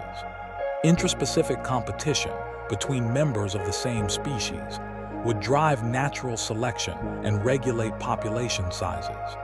Interspecific competition between different species might lead to character displacement, where competing species evolve differences that reduce overlap in resource use. Competitive exclusion could eliminate species that cannot match a competitor's efficiency, though niche partitioning often allows multiple similar species to coexist by specializing on subtly different resources. Predation would exert powerful selective pressure on prey populations. Prey would evolve defenses: speed, armor, camouflage, vigilance, or chemical toxins. These defenses would drive predators to evolve counter-adaptations: greater speed, stronger weapons, better sensory systems, or tolerance for prey toxins. This co-evolutionary arms race would continue indefinitely, with no final winner, but rather ongoing escalation on both sides. Keystone species would have disproportionate impacts on ecosystem structure. A predator that controls herbivore populations might prevent overgrazing and allow diverse plant communities to persist. A large herbivore that creates clearings in forests might provide habitat for species that cannot live under dense canopy. The removal of a keystone species would trigger cascading effects throughout the ecosystem, fundamentally altering its character. Succession would describe how ecosystems change over time following disturbances. Primary succession would occur on barren surfaces, beginning with pioneer species that can colonize harsh conditions. These early colonizers would modify the environment, making it more suitable for later arrivals. Secondary succession would occur after partial disturbances that leave soil and some organisms intact, proceeding more rapidly than primary succession toward a climax community. Disturbance would prevent ecosystems from reaching static equilibrium. Fires, floods, landslides, and storms would reset patches to earlier successional stages. The resulting patchwork of different-aged habitats would support higher overall diversity than a uniform landscape. Some species would specialize in disturbed conditions, thriving in the aftermath of disasters that devastate other organisms. Seasonal changes would drive temporal variation in ecosystem structure. In high-latitude or high-tilt planets with pronounced seasons, the entire character of the ecosystem would shift throughout the year. Migratory species would arrive and depart. Deciduous plants would drop leaves and become dormant. Breeding would be timed to coincide with maximum resource availability. These rhythms would synchronize entire communities, creating periods of intense activity interspersed with quiet dormancy. Island ecosystems would show distinctive patterns. Small, isolated habitats would support fewer species than comparable mainland areas, but those species might show unusual adaptations. Gigantism or dwarfism would appear as animals evolved in the absence of typical predators or competitors. Flight might be lost if aerial mobility offers no advantage on a small island. The arrival of new species, whether by natural, intelligent life possibilities. Among the countless worlds that might harbor life, a few might develop intelligence. The emergence of complex cognition capable of abstract thought, tool use, and cultural transmission represents one of evolution's most remarkable achievements. On Earth, this has occurred clearly in only one lineage, modern humans, though other species show varying degrees of cognitive sophistication.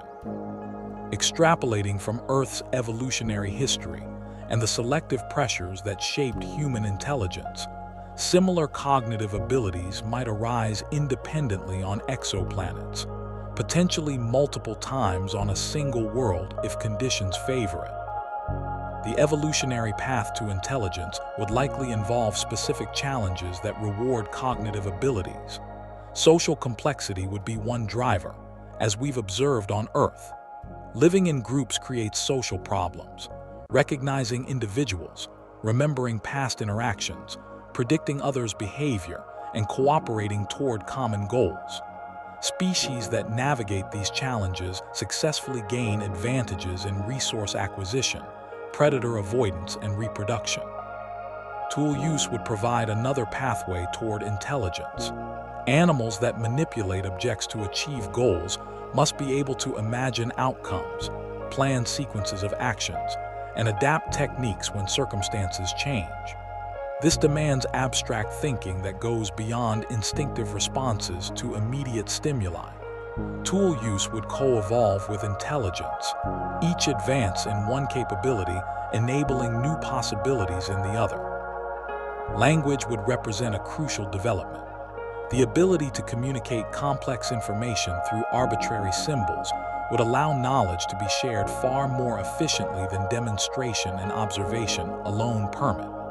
Language would enable cumulative culture, where each generation builds on the innovations of predecessors rather than starting from scratch. The rate of cultural evolution would accelerate dramatically once language emerged.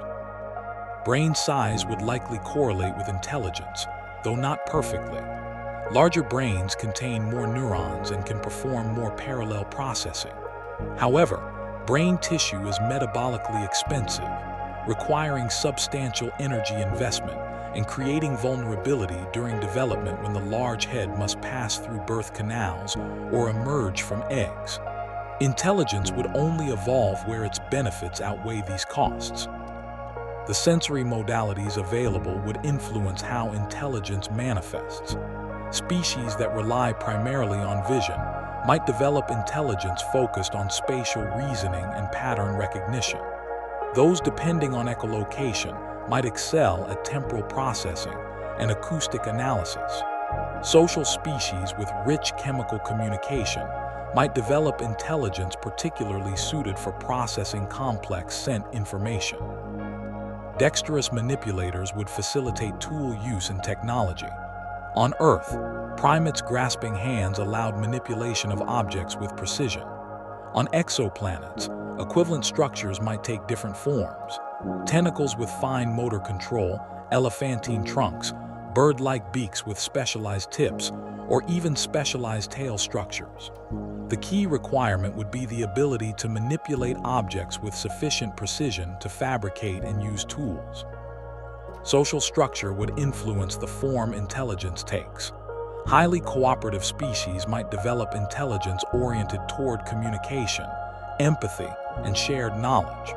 Competitive species might develop intelligence focused on strategic thinking, deception, and individual problem-solving. Eusocial species with reproductive division of labor might show collective intelligence, where the colony as a whole makes decisions no individual could reach alone. Lifespan would affect how intelligence develops. Long-lived species would have more time to learn and could accumulate knowledge throughout extended lives. They might show wisdom, the ability to apply experience gained over decades to novel situations.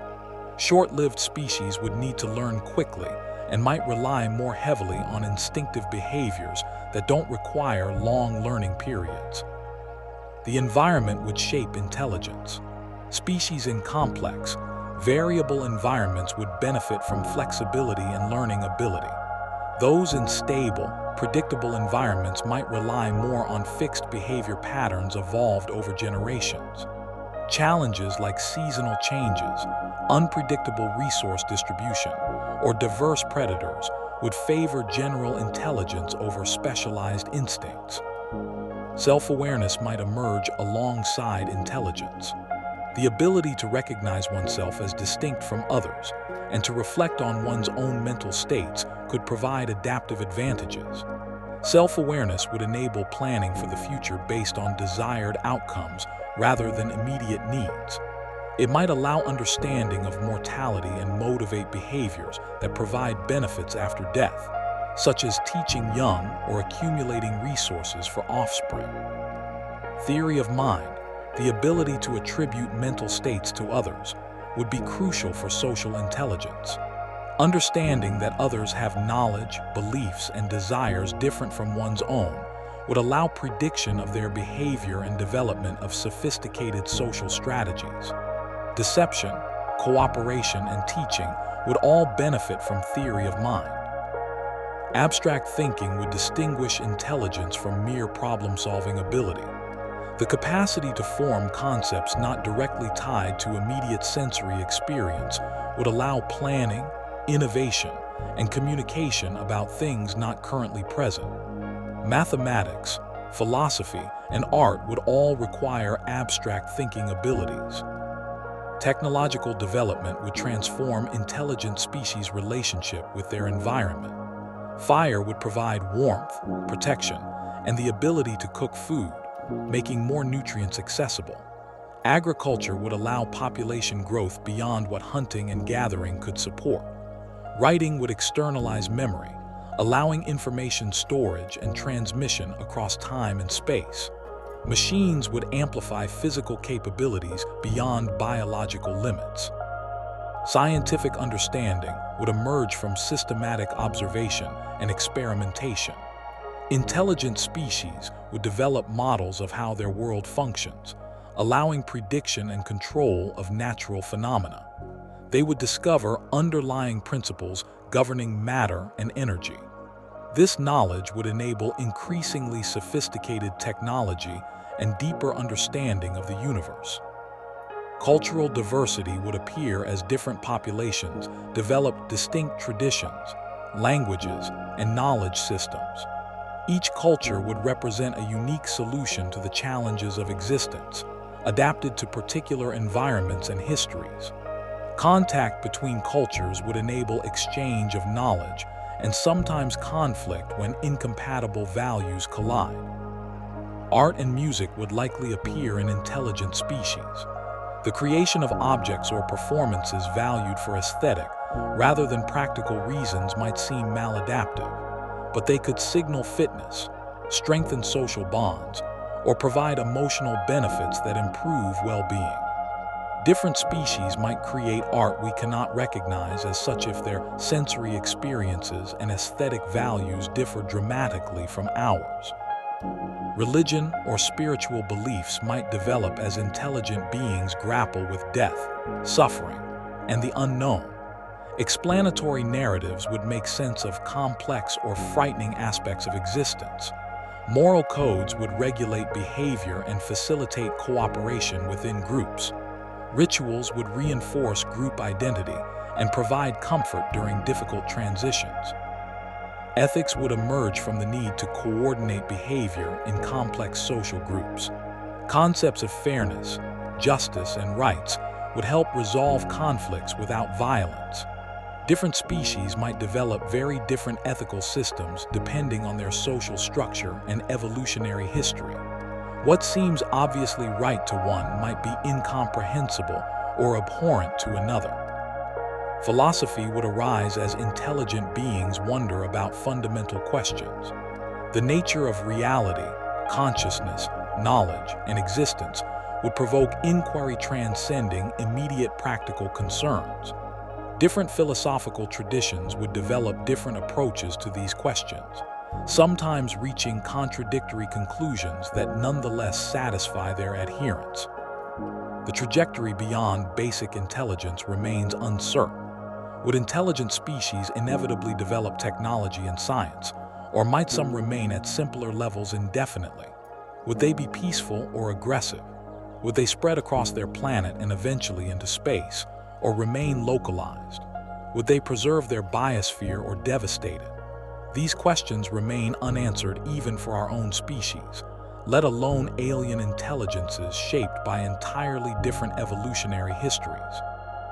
Contact between intelligent species from different worlds would be one of history's most significant events. Communication might be challenging or impossible if sensory modalities or cognitive architectures differ too greatly. Even if communication succeeds, mutual understanding might remain elusive. But the mere knowledge that intelligence has arisen independently elsewhere would transform how species understand themselves and their place in the cosmos. As you drift towards sleep, imagine an alien intelligence looking up at the stars, just as humans do. They wonder if others exist somewhere among those distant lights. They tell stories about what such beings might be like. They build tools to search for signals from the cosmos. And in this wondering, in this searching, they are fundamentally like us, despite any differences in appearance or biology. The universe has given rise to minds that can contemplate the universe itself. And in that achievement, there is a profound connection that transcends the vast gulfs of space and time between worlds. Now let your thoughts slow and settle. You have traveled across light years tonight, visiting alien worlds and imagining the life that might fill them. You have seen purple plants beneath red suns, fish swimming through methane seas, creatures flying through thick alien atmospheres, and perhaps even glimpsed the possibilities of intelligence emerging under foreign skies. All of these possibilities exist somewhere among the trillions of planets scattered throughout the universe. Some might harbor life even more wondrous than we can imagine. Others might be barren, but that does not diminish the significance of those that bloom with vitality. Each world is unique, shaped by its own history, governed by the same physical laws that rule our Earth, yet producing outcomes that can range from familiar to unimaginable. As you rest, let yourself feel connected to this vast cosmic story. The atoms in your body were forged in ancient stars, scattered across space, and eventually assembled into the intricate machinery of life. The same process has likely occurred countless times throughout the universe, creating diversity beyond measure, beauty beyond words. Life is not a rare accident, but perhaps a natural consequence of the right conditions.